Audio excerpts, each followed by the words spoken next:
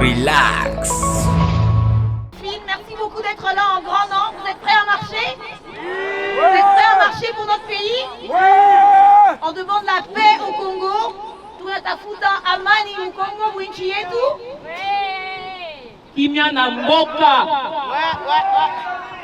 Merci à tous et à toutes d'être là. On demande la paix au Congo. Marchons pour la paix. Merci. Marchons pour la paix. Merci beaucoup. Donc on va marcher pour la paix. Je pense que la police est déjà là. On va commencer à bouger.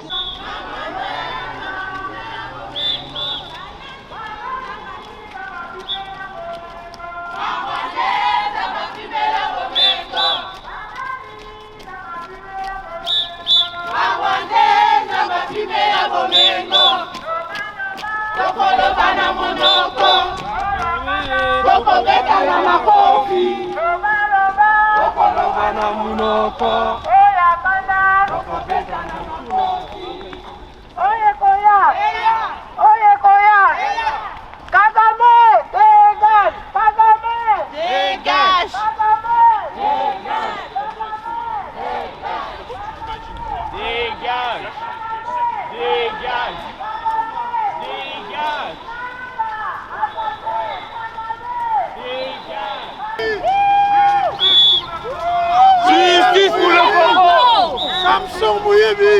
Justice pour le Congo! Justice pour le Congo! Kagame assassin! Kagame assassin! Kagame assassin! Kagame assassin! Justice pour le Congo! Justice pour le Congo! Justice pour le Congo! Justice pour le Congo! Kagame assassin! Kagame assassin! On va faire une pause d'une minute. On va souffler pour dire à ceux qui nous regardent pourquoi on marche. Ce sont les Montréalaises et les Montréalais d'origine congolaise. On marche pour demander la paix au Congo. On marche pour protester contre le silence du Canada. On veut des sanctions contre le Rwanda. On veut des sanctions contre Kagame. Pour la guerre au Congo. Voilà pourquoi on marche. On va avancer. Aujourd'hui, si nous sommes là, c'est parce que nous sommes jeunes Congolais.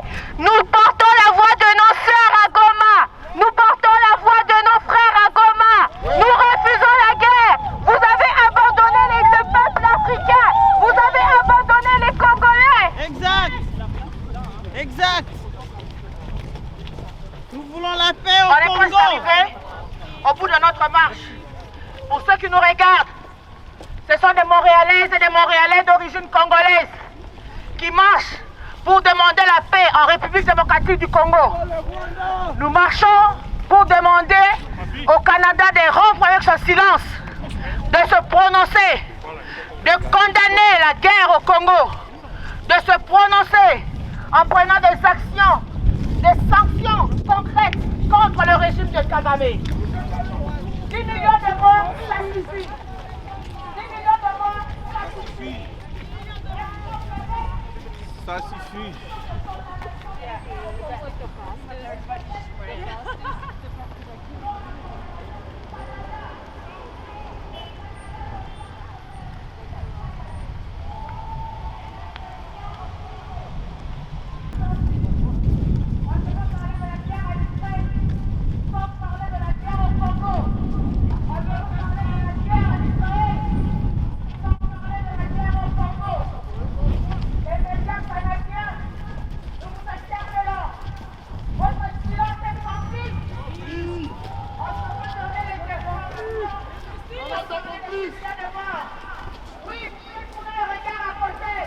Oui, vous pouvez tourner votre regard de côté.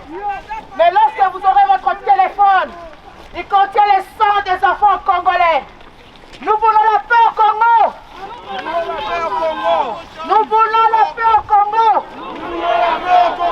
10 millions de morts, ça suffit. 10 millions de morts, ça suffit. 10 millions de morts, ça suffit. 10 millions de morts, ça suffit. 10 millions de morts, ça suffit. 10 millions de morts, ça suffit.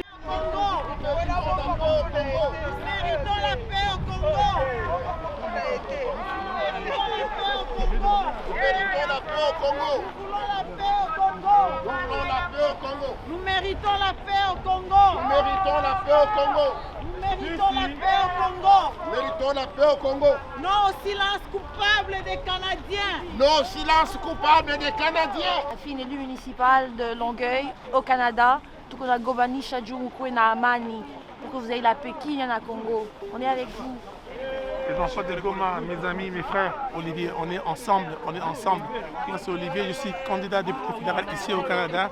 On va se battre ensemble pour notre pays, le Congo. On est ensemble. Merci encore, merci. On ne va pas prendre beaucoup de temps, vu l'atmosphère, là il fait très très froid. Nous allons juste vous lire le mémo, la lettre ouverte de la diaspora congolaise aux autorités canadiennes. Comme on a quelques médias, on espère que ça va être le début de la rupture du silence. Nous allons vous demander aussi de rester mobilisés.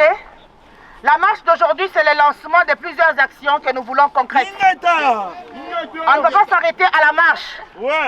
Nous allons prendre contact avec les autorités canadiennes. Comme je vous ai dit tantôt au début de notre marche, il y a un canal de communication.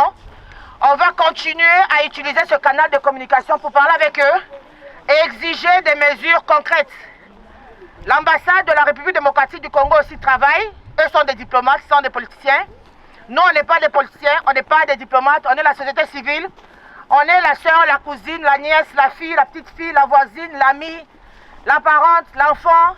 On est ceux-là qui vont porter la voix de ceux qui ne peuvent plus être entendus. Alors, je vais vous lire la lettre ouverte de la diaspora congolaise. Il y a un GoFundMe qui sera lancé pour nos amis qui ont demandé que la collecte soit faite aujourd'hui. Ce n'était pas possible parce que nous avons eu aussi des rétroactions comme quoi c'est très difficile à gérer l'argent cash.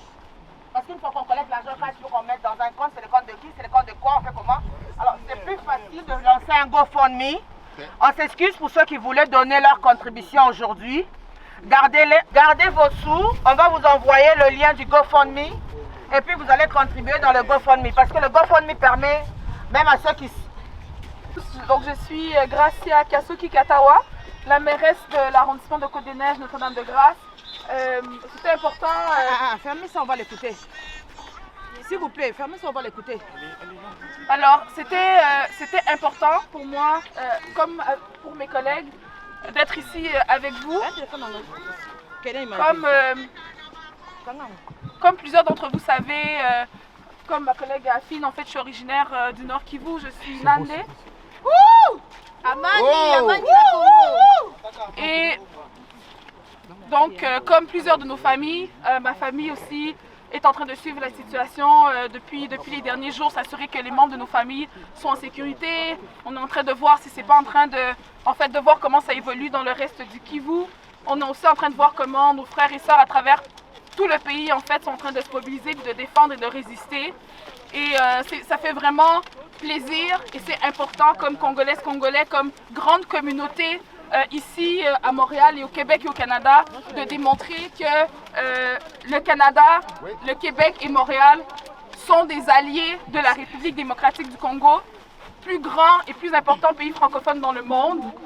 C'est un pays qui est essentiel en termes de ressources naturelles, d'un point de vue stratégique sur le continent africain. Et c'est important de démontrer, de faire comprendre en fait aux leaders politiques et économiques ici que la guerre du Congo en fait concerne tous et toutes. Mais la ressource la plus importante en RDC, ce sont ces gens. Des personnes comme nous qui avons immigré ici il y a quelques années, des personnes qui sont restées là-bas et puis qui évoluent en RDC. Nous sommes les ressources les plus importantes. Alors c'était vraiment essentiel. Merci à la communauté, à tous les leaders d'avoir organisé ce rassemblement pour qu'on puisse être ensemble et réfléchir à comment est-ce qu'on peut aider les personnes qui souffrent depuis trop longtemps en RDC depuis les dernières décennies. En octobre dernier, on a adopté la déclaration qui reconnaît la 3e semaine d'octobre comme la semaine du Congo. Et Yes! On applaudit, ça c'est un milestone! Et je sais que la communauté était en train de s'organiser pour faire une première édition importante en octobre 2025, mais c'est notamment pour des événements comme ceux-ci, pour qu'on puisse s'assurer de parler à nos voisins et voisines ici au Québec, à Montréal, pour leur expliquer en fait la situation RDC et que les Montréalais puissent comprendre que c'est aussi aussi un enjeu qui les concerne. Donc franchement, merci à tous les leaders, merci à tout le monde d'être présent malgré ce froid glacial. Merci beaucoup d'être ici. Et puis mes collègues et lui et moi, on est ensemble, nous sommes tous avec vous. Merci. Je salue la présence importante de mes chers compatriotes, Madame Afine Loalalika, qui est également conseillère de ville dans la ville de Longueuil, Madame Reine Bombo Alara, conseillère de ville également dans la ville de Longueuil, qui est également présidente du conseil d'agglomération. Je salue la présence également de Monsieur Olivier Ntumba, qui est candidat à l'élection fédérale libérale qui aura lieu dans les prochaines semaines. Je me présente Martine Moussa Oumouélé, présidente du conseil municipal de la ville de Montréal et conseillère de ville pour le district de Villeray. Comme vous toutes et comme vous tous, je suis congolaise et certains d'entre vous le sont de cœur. Je le souligne parce que nous avons plusieurs alliés avec nous présents aujourd'hui et au nom de tous les membres de la communauté congolaise à Montréal, nous vous disons merci pour votre présence.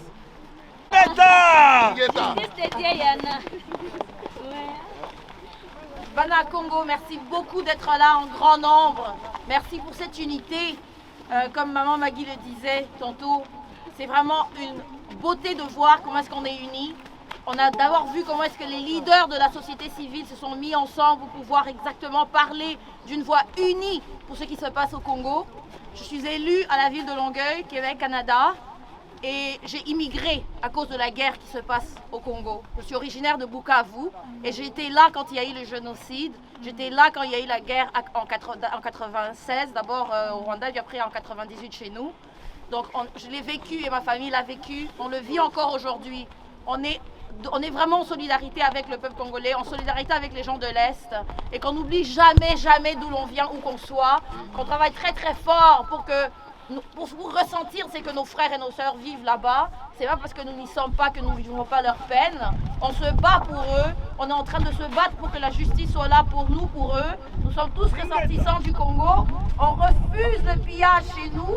On est très riches, on nous appelle le colosse au pied d'argile, mais nous allons rester colosse, pas de pied d'argile, parce qu'on va continuer à se battre et à parler pour notre pays, pour la souveraineté de notre pays. On est riche en coltan et en cobalt, mais ça appartient à la souveraineté congolaise.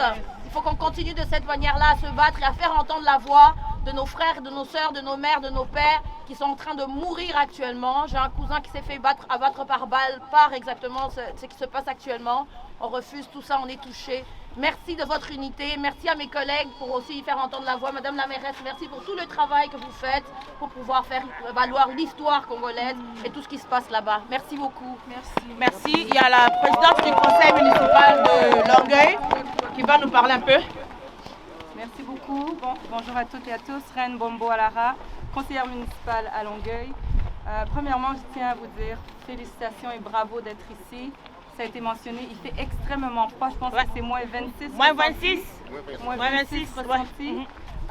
Notre cœur est chaud.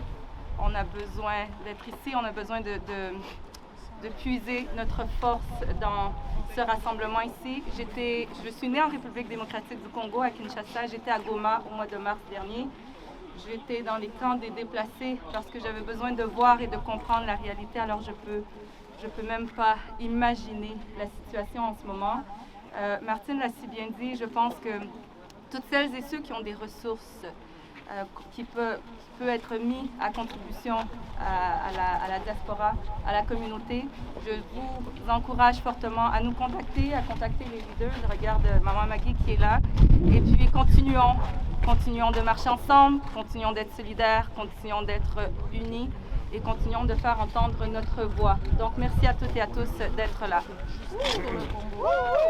Et justice pour le Congo. Justice pour le Congo. Merci. On va passer brièvement la parole au directeur de cabinet de la mairesse de Montréal-Nord, qui est aussi candidat pour les élections fédérales, M. Olivier Ntumba. Bonjour à tous. Vraiment ici à titre personnel et bien sûr en tant que projet candidat libéral fédéral. Je suis congolais, ça fait plus de 15 ans que je vis au Canada. Et qu'est-ce qu'on vit aujourd'hui? Mais nos élus ont dit, on a tous dit ici, justice pour le Congo. Les enfants des Goma, Bana, Bukavu Tous ensemble, on est ici pour déclarer, se battre, pour demander la justice pour le Congo. Ceci n'est qu'un début d'un long processus. Nous avons commencé récemment de manière spontanée. J'ai fait appel à tous les Congolais de toute allégeance politique. Nous n'avons qu'un seul et unique Congo, notre pays d'origine. On doit en prendre soin et demander que ce pays vive sa propre justice pour son territoire. Merci encore, Congo. Justice pour le Congo. Chers amis, avant que je ne vous lise le mot de leader de la diaspora, je vais juste mentionner une chose. On l'a dit, on ne le dira pas assez, on en appelle à notre unité et à notre action. Nous sommes des Montréalaises et des Montréalais. Pour ceux qui ne le savent pas, notre mairesse des Côtes-de-Neige, qui est ici, Gracia Kasoki, elle est à la course de la chefferie pour Projet Montréal, qui va lui permettre d'être bien positionnée pour la course à la mairie de Montréal. On peut applaudir. Chers amis, c'est important. Vous allez m'excuser, je ne sais pas comment traduire ça, mais si quelqu'un sait comment traduire, il faut m'aider à traduire. Kuchinu kuikala wenu. C'est un Chiluba. Kuchinu kuikala wenu. Vous allez m'excuser, mais si je traduis littérairement ce que ma mère m'a dit, ça veut dire que si vous êtes à quelque part, assurez-vous qu'il y ait un de vos géants à la porte. S'il y a un de vous qui est à la porte, on pourra difficilement rentrer pour vous faire du mal. La ville de Montréal, ça va être la deuxième fois que nous aurons quelqu'un d'origine congolaise qui va concourir pour la ville de Montréal. En 2017, c'était Fabrice Ilunga. Cette fois-ci, en 2025, ça va être Gracia Kasoki. Elle a bataillé pour la semaine du Congo. La 3e semaine du mois d'octobre, mettez ça dans vos agendas. La première fois à Montréal, on va célébrer la RDC.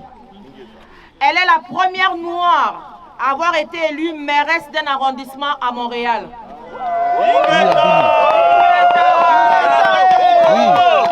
Pour ceux qui ne l'ont pas encore fait, je vous en prie, allez sur le site de Projet Montréal, enregistrez-vous et donnez-lui votre soutien.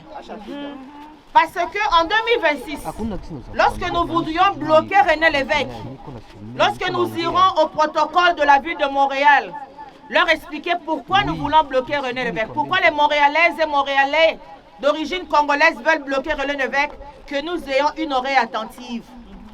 Parce que c'est quelqu'un qui va nous comprendre.